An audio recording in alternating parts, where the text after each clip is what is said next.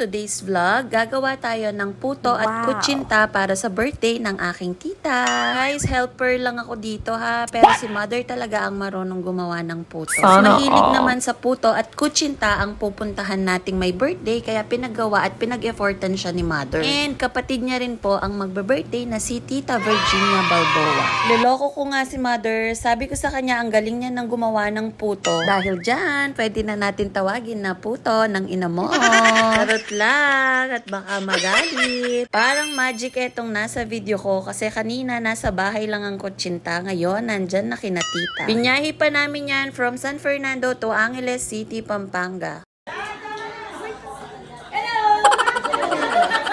Ay, kulang pa kami dyan. Kung kumpleto lang kami dyan, panigurado, masaya at mas lalo magulo. Talaga, sa pinaka-importanting ganap sa buhay ng tao ay mag-birthday taon-taon. Sama mo pa na makumpleto ang mga anak mo plus mga kamag-anak mo. Ibahin, sot ka ba mo exposure kening video ngayon eh? Guys, siya po ang chef ng Lola Sisa Eat All You Can Buffet sa Angeles City. Oy, wala na kay sarili, tak siya po. Yung tataba ng mga isda, mukhang masyasyaron yata itong mga to.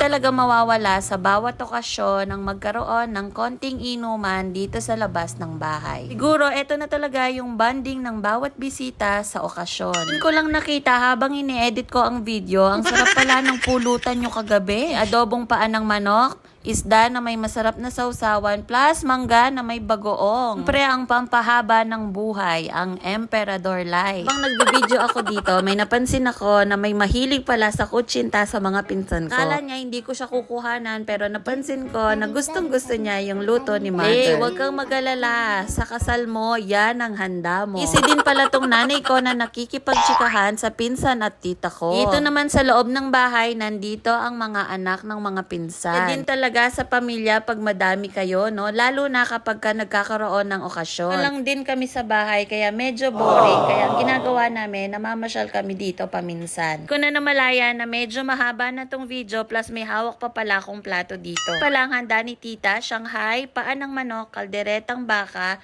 Cajun pasta, kutsinta, puto, at pansit. Ay, mother, you're back. Dito pala kita mako-corner, ha? Hindi pa kita nabibidyohan. Inin natin na masarap talaga ang magpunta sa mga ganyang okasyon, lalo na kung kumpleto kayong magkakamag-anak. Minsan, hindi man sa handa, pero yung presensya mo na magpakita ka dun sa tao na nag-birthday or sa may okasyon ay napakalaking bagay na. Kaya Darcy, I'm so proud of you. Nakapagsuot ka na ng bakuna dress. Happy birthday! Love you! Day 1, 2, 3, go! Happy birthday! Salimay ka! Happy G! Salimay ka! Ganadang paloka.